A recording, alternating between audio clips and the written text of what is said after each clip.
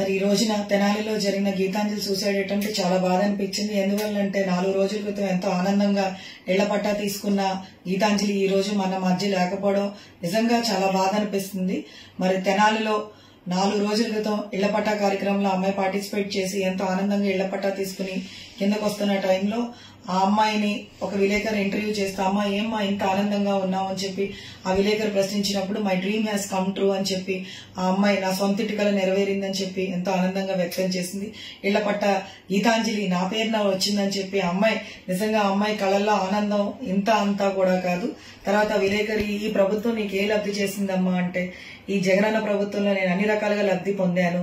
అదే విధంగా మా మామయ్య గారికి పెన్షన్ వచ్చింది, మా అత్తయ్య గారికి చేయూత వచ్చింది, అదే విధంగా మా పిల్లలకు కూడా అమ్మఒడి డబ్బులు వస్తే నేను అది ఫిక్స్డ్ డిపాజిట్ వేసుకున్నాను. ఈ ప్రభుత్వంలో నేను చాలా ఆనందంగా ఉన్నామని చెప్పి విలేకరికి సమాధానం వచ్చింది.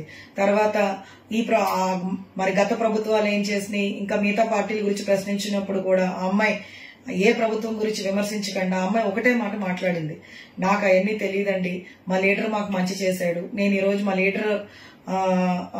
లీడర్ ద్వారా నేను చాలా ఆనందంగా ఉన్నాను, ఖచ్చితంగా మా లీడర్ యొక్క గెలుపు కోసం నేను ఖచ్చితంగా కృషి చేస్తానని చెప్పి ఆ అమ్మాయి చాలా పాజిటివ్ యాటిట్యూడ్, చాలా ఆనందంగా, చాలా ఏమీ కల్మషం లేకుండా ఆన్సర్ చెప్పే విషయం మనందరం కూడా చూసాం.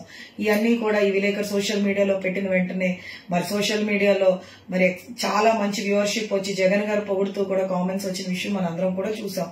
ఇవన్నీ ఓరవలేక చూడలేక ఏమీ చేయలేని పరిస్థితిలో ఐటీడీపీ సోషల్ మీడియా వాళ్ళు ఈ అమ్మాయిని ట్రోల్ చేస్తూ పావలా యాక్షన్ చేస్తున్నావా, 5 రూపాయలు యాక్షన్ చేస్తున్నావా, నువ్వు అక్కడికి రా ఇక్కడికి రా అని చెప్పి ఇంకా అసభ్యకరమైన ట్రోలింగ్స్ చేస్తూ నేను ఆ నోటితో చెప్పలేను అమ్మాయిని మానసికంగా హెరాస్ చేస్తూ ఫైనల్ గా అమ్మాయిని ఎంత మెంటల్ టార్చర్ పెట్టారంటే ఆ అమ్మాయి ఎవరికీ చెప్పుకోలేని పరిస్థితిలో వెళ్లి ఆ అమ్మాయి ఒక ట్రైన్ కింద పడి చనిపోయిన విషయం మనందరం కూడా తెలిసిందే.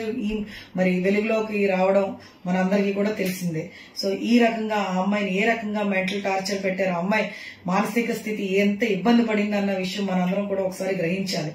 మరి ఈ రోజు రాష్ట్ర హౌసింగ్ చైర్పర్సన్ కింద నేను ఒకటే అడుగుతున్నాను, ఈ రోజు చంద్రబాబు నాయుడు గారిని అదే విధంగా మరి పవన్ కళ్యాణ్ గారిని ఈ రోజు జగనన్న ప్రభుత్వంలో మహిళలకు ఇళ్ల పట్టాలు ఇచ్చి మహిళలు ఆనందంగా ఉండాలి, మహిళలు స్వేచ్ఛా స్వాతంత్రంగా ఉండాలి, మహిళలు లక్షాధికారులు చేసే ఉద్దేశంతో ఈ రోజు జగన్మోహన్ రెడ్డి గారి ప్రభుత్వం పనిచేస్తుంటే మరి మీ యొక్క సోషల్ మీడియాలో ఉన్న ఐటీడీపీ మరి మెంబర్స్ అదే విధంగా ఫేక్ అకౌంట్లు క్రియేట్ చేసి మహిళలు ఏ రకంగా ఇబ్బంది పెడుతున్నారన్న విషయం, మరి ఈ రకంగా ఇబ్బంది పెడుతుంటే మరి మీరందరూ ఏం చేస్తున్నారని చెప్పి ఈ రోజు ఒక 14 సంవత్సరాలు ముఖ్యమంత్రి చేసిన మీరు ఈ రోజు మహిళల భద్రత గురించి ఈ రకంగా చేస్తున్న వాళ్ళందరూ ఏం చేస్తారని చెప్పి నేను మిమ్మల్ని చంద్రబాబు నాయుడు గారు మిమ్మల్ని ప్రశ్నిస్తున్నాను. అదే విధంగా ప్రశ్నిస్తానన్న పవన్ కళ్యాణ్ గారిని కూడా నేను ఒకటే అడుగుతున్నాను, ఏమండి ఇప్పుడు మీరు ఏం ప్రశ్నిస్తారో మీరు ఖచ్చితంగా ప్రశ్నించాలి. ఎందుకంటే ఈ రోజు మీ యొక్క ఐటీడీపీ యొక్క ట్రోలింగ్స్ ద్వారా ఈ రోజున ఒక నిండు ప్రాణం బలైంది.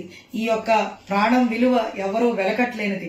ఖచ్చితంగా మీరందరూ దీనికి సమాధానం చెప్పాలని, అదే విధంగా జగన్మోహన్ రెడ్డి గారు ఇమీడియట్ గా ఎవరైతే ఈ యొక్క అరాచకాలకి పాల్పడ్డారో వెంటనే యాక్షన్ తీసుకోమని మరి జగనన్న ఇమీడియట్ గా ఇన్స్ట్రక్షన్స్ కూడా ఇవ్వడం కూడా జరిగింది. నేను ఒకటే అడుగుతున్నానండి మిమ్మల్ని చంద్రబాబు నాయుడు గారు పవన్ కళ్యాణ్ గారిని, ఈ రోజున మనం అందరం కూడా స్వేచ్ఛా స్వాతంత్రంగా ఉండే ప్రభుత్వం ఇది.